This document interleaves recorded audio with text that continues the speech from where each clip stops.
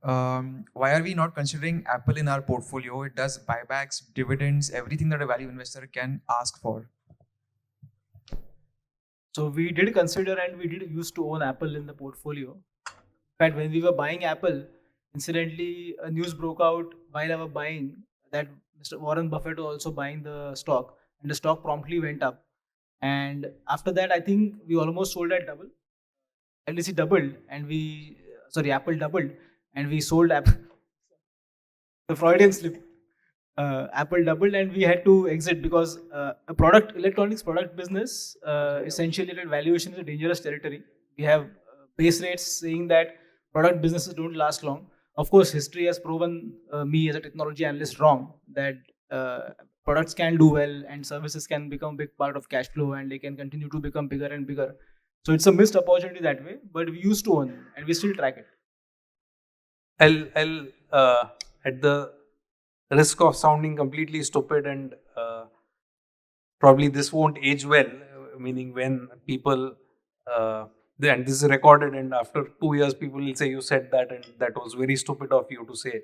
I'll say that in my mind, Apple is a vulnerable company. This is a personal opinion. It's a company which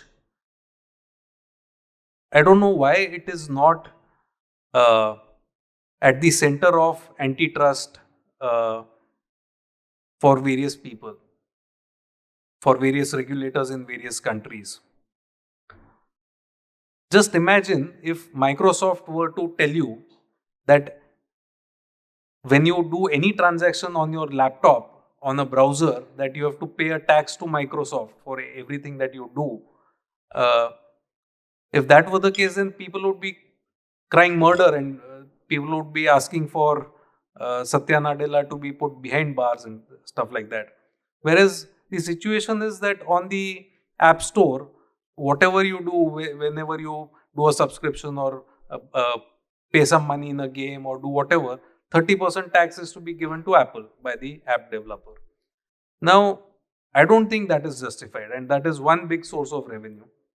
The other source of revenue is they get money from another of our portfolio companies, Alphabet, for being the preferred search engine on the Apple ecosystem, which again is anti-competitive, although it benefits us, but it's anti-competitive.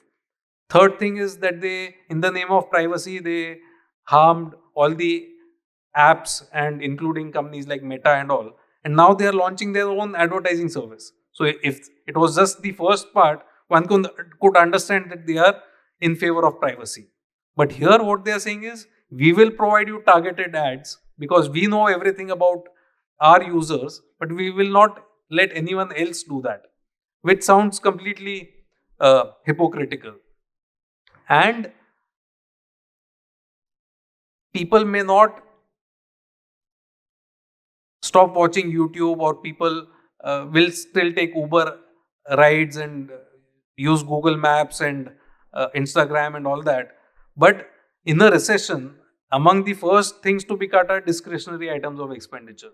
So Apple, again, if you have been a Apple user of let's say a MacBook Air or MacBook Pro or iPhone or any of their products, each time the product comes up for replacement, the price is significantly higher than what you bought it the last time round. So I had a MacBook Air which I had bought for, let's say, 65,000.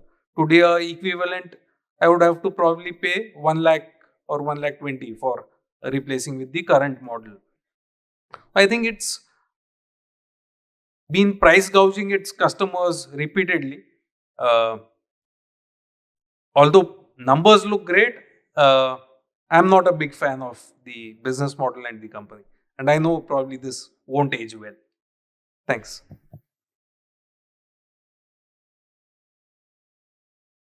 Mutual fund investments are subject to market risks.